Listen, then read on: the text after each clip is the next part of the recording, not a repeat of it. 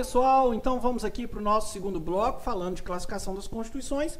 E agora, continuando o nosso assunto, vamos falar da classificação quanto ao critério da extensão, ok? Então, todos aqui no quadro, o nosso item agora é o item 4, certo?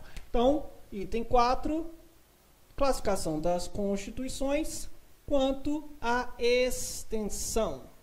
Que legal, né? O que significa extensão? Gente, extensão aqui, quando a gente olha para as constituições, o que a gente está querendo ver é o tamanho dela, tá? Então, é um conteúdo é uma classificação, é um critério muito próximo ao conteúdo. Mas, quando a gente fala da classificação quanto à extensão, a gente quer saber se aquela constituição é uma constituição grande ou é uma constituição pequena.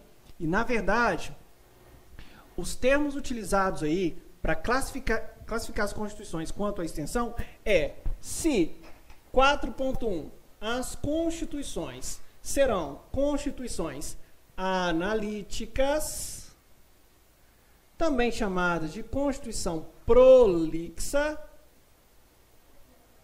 também chamada de constituição, além de prolixa, extensa, né? Claro, como o próprio critério diz, e são nomes que podem aparecer na prova. O que acontece aqui nessa Constituição? Essa Constituição que é analítica, prolítica, extensa, é aquela que prevê de forma detalhada todos os assuntos referentes ao Estado. Referente ao Estado. Então, tudo quanto for norma ali de estruturação do Estado vai se prever na Constituição Analítica de maneira bem detalhada, em vários artigos, dividido por vários assuntos, vai trazer também direitos, garantias fundamentais, todas as possibilidades e tudo mais. Essa Constituição é uma Constituição analítica. E, é claro, a gente olha para a nossa Constituição, a Constituição de 1988, possui o quê? 250 artigos. E uma Constituição de 250 artigos não poderia ser uma Constituição breve, concisa. É claro, deveria ser uma Constituição que extensa, analítica. Então, o exemplo da nossa Constituição quanto à extensão ser analítica é a Constituição brasileira de 1988. Ora, temos 250 artigos, mais o ADCT, né? Ou seja, a previsão ali, ó, de forma detalhada das normas constitucionais, das normas referentes ali à estruturação do Estado, ok? Mas, quanto à extensão, além da Constituição ser analítica, prolítica, extensa, ela também pode ser, e aí vamos para o 4.2, uma Constituição que não é analítica, ela é o quê? Ela é sintética. Ela é uma Constituição resumida, uma Constituição breve, uma Constituição concisa, ok? Todos os nomes que podem aparecer aí. Vamos ao conceito? É aquela que prevê de forma breve,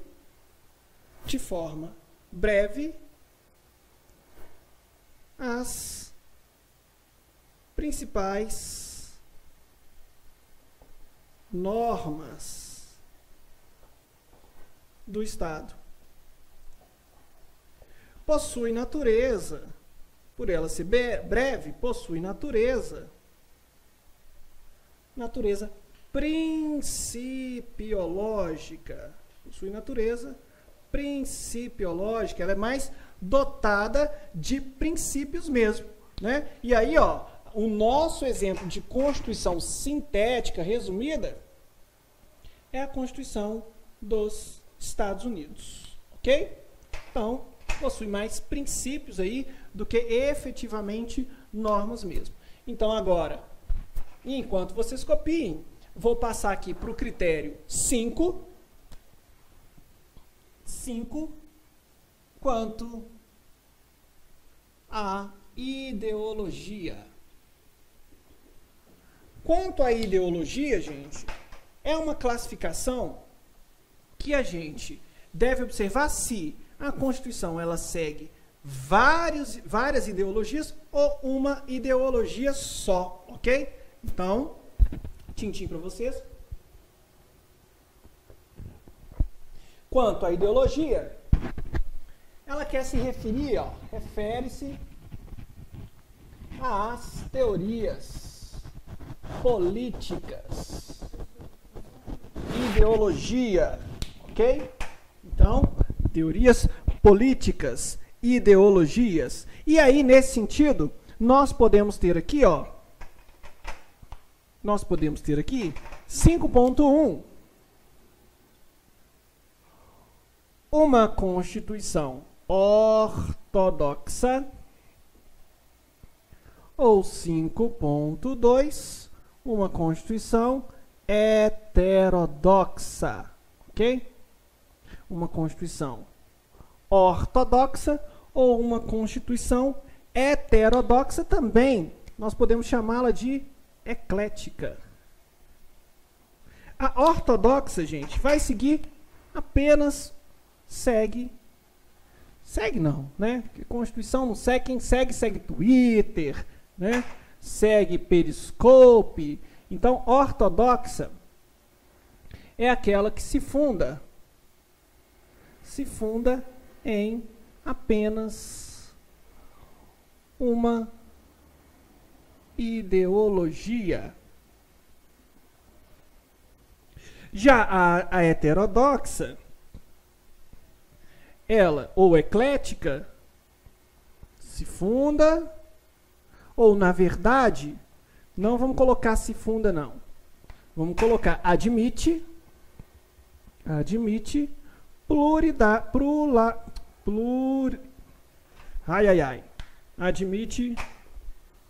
pluralidade, deu um trava-língua aqui, pluralidade de ideologias.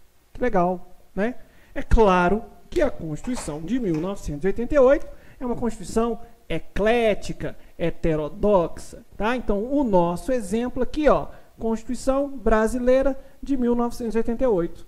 Agora, quanto à ideologia, o exemplo de Constituição ortodoxa é a da Coreia do Norte, né? Daquele menino lá doidão, Coreia do Norte, né? É um ditador. Você vê, no mundo ainda nós temos ditadores aí, tá? Então, quanto à ideologia, uma Constituição pode ser ortodoxa, se funda em apenas uma ideologia, então facinho, ou heterodoxa, eclética, admite pluralidade de ideologias. E olha no slide aí de vocês, como é que a nossa Constituição, ela tem que ser uma Constituição eclética mesmo. Veja na tela de vocês aí, no artigo 1º, onde temos os fundamentos, nós temos lá no inciso 5, o pluralismo político como prova aí de que a nossa classificação quanto à ideologia da nossa Constituição é de termos aí uma Constituição eclética, heterodoxa, ok?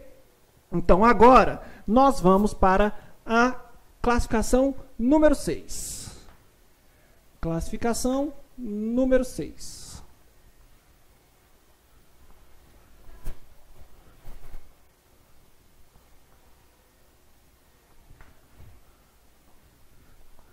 Classificação número 6 vai trazer para a gente, ó, quanto ao modo de elaboração, quanto ao modo de elaboração. Quanto ao modo de elaboração, gente, quer dizer para a gente, ó, se aquela Constituição foi feita de uma única vez, ou se ela foi feita fruto aí de um processo lento, né, de vários anos ali, a Constituição foi sendo montada ali, ou seja, nesse sentido, quanto ao modo de elaboração, que é o nosso critério número 6, a Constituição, ou ela pode ser uma Constituição histórica, ou ela pode ser 6.2, uma constituição dogmática.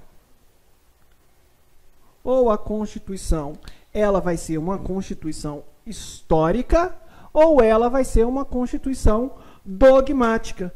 Constituição histórica é aquela feita não, vamos colocar melhor. É aquela construída, né? É aquela construída através de um lento processo histórico. Ok? O exemplo aqui da Constituição histórica é a Constituição inglesa. Constituição inglesa. Ih, que letrinha feia. Constituição inglesa. A dogmática é aquela Constituição feita num único suspiro. A Natália Masson, minha amiga, fala que ela é feita através de um único jato. O exemplo dessa Constituição dogmática é a nossa Constituição brasileira de 1988. Constituição dogmática. Ela é feita num único momento, num único suspiro, de uma só vez, de um único momento. Ok? E aí, gente, a grande crítica que se faz às constituições dogmáticas é que elas tendem a durar pouco. Elas tendem a durar menos. Por que elas tendem a durar menos? Porque elas foram feitas em um outro momento histórico. Elas foram feitas sob a égide de outros valores, né? E a gente sabe que os valores vão mudando aí ao longo do tempo. É por isso, justamente por nossa Constituição, quanto ao modo de elaboração ser considerado uma Constituição dogmática, então, vou até circular de vermelho aqui, ó, é que o STF tem sempre ali que fazer uma interpretação extensiva das nossas normas, das normas constitucionais. Percebam vocês que a entidade familiar na Constituição é aquela reconhecida pelo homem, pela mulher, não é isso?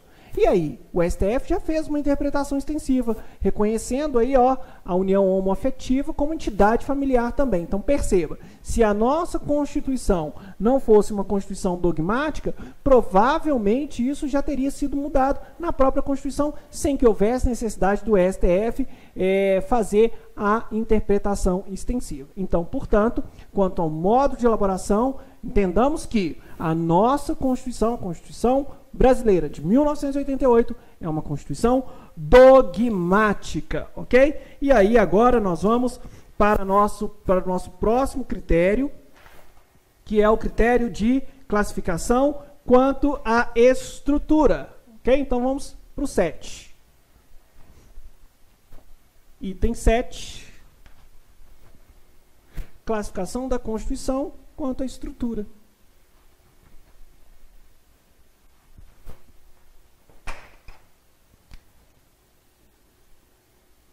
Quanto à estrutura.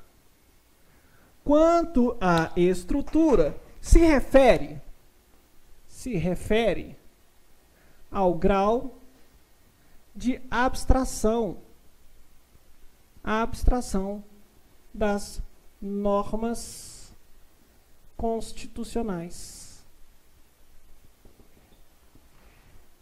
E, nesse sentido, nós temos 7.1, que a Constituição, quanto à estrutura, ela pode ser uma Constituição principiológica, trazendo normas, trazendo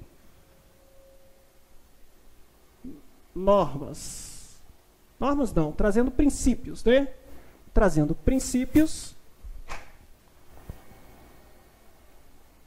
princípios que podem ser aplicados a diversas situações, porque o nível de abstratividade é tão extenso em relação aos princípios, né? Qualquer situação aí, ó, pode ser interpretada aí à luz de um determinado princípio. E nesse sentido, quanto à estrutura, nós temos aí a Constituição como sendo uma Constituição principiológica, ok? As normas constitucionais possuem alto grau de abstração aqui, tá? Portanto, trazendo princípios, possuindo alto grau de abstração.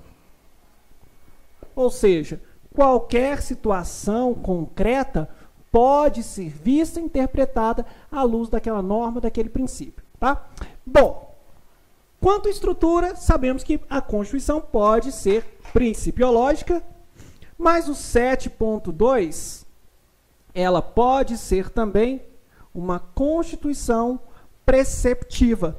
Quando ela for preceptiva, ó, as normas, contrariamente à principiológica, possuem baixo grau de abstratividade. Então, vou escrever isso aqui. Possuem baixo grau de abstratividade. O que significa isso? Não é qualquer situação que vai cair naquela norma, que vai se encaixar naquela norma, tá? Possuem baixo grau de abstratividade. De abstratividade. Professor, me dá um exemplo. Gente, vem cá. Olha para mim aqui, ó. Vamos juntos na Constituição. Vamos ver o que diz o artigo 14. Artigo 14, parágrafo 10. Olha só. O mandato eletivo poderá ser impugnado ante a Justiça Estadual no prazo de 15 dias contados da diplomação, instruída a ação com provas de abuso do poder econômico, corrupção ou fraude. Gente, percebam. Traz aqui uma norma de baixo grau de abstração. Por quê?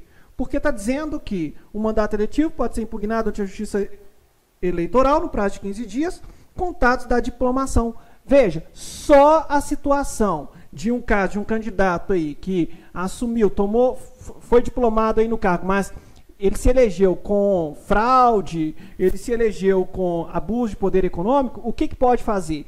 Pode ingressar lá, o mandato eletivo pode ser impugnado, né? É o que a gente chama da AIME, ação de impugnação de mandato eletivo, mas é uma situação específica, que se encaixa somente neste caso. Não é qualquer caso que se encaixa aqui no artigo 14, parágrafo 10. Ou seja, o grau de abstratividade é muito pequeno. E por ser pequeno, e por termos normas de baixo grau de abstratividade, a nossa Constituição, ou seja, a Constituição de 1988, é considerada uma Constituição preceptiva, embora traga vários princípios, embora tenha natureza principiológica, ok? Beleza. Próximo critério que nós vamos estudar é o critério 8, quanto à ontologia. Critério 8, classificação da Constituição quanto à ontologia. Quanto à ontologia. Ontologia refere-se à aplicação das normas constitucionais com a realidade do Estado. Será que o que diz na Constituição é realmente aquilo que acontece? Será que a Constituição ela não é uma Constituição fantasiosa? Ela está estruturando um Estado que, na verdade, não existe? Então, esse critério de classificação, ele traz ali a relação do texto constitucional com a realidade. E aí, nesse sentido, ó, nós temos que 8, 6 ou 7, é 8 aqui, ó. 8.1. 8.1. Ou a Constituição, ela pode ser normativa, ou a Constituição pode ser normativa,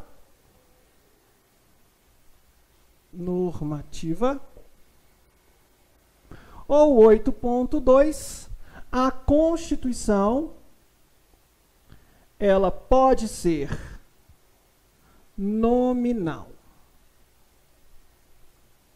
Ok? Ou a Constituição pode ser normativa, 8.2, ela pode ser nominal, e ainda existe uma outra classificação, 8.3, ela também pode ser considerada uma Constituição classificada como Constituição semântica, ok? Então, a normativa é aquela que não há diferenciação do texto com o contexto. As normas são efetivamente aplicáveis. Normativa, as normas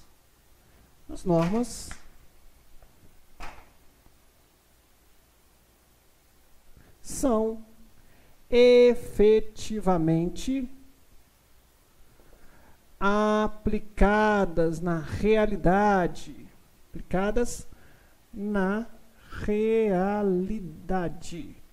Agora, olha que interessante. Essa é a normativa, as normas são efetivamente aplicadas na realidade, mas a nominal já traz uma distância,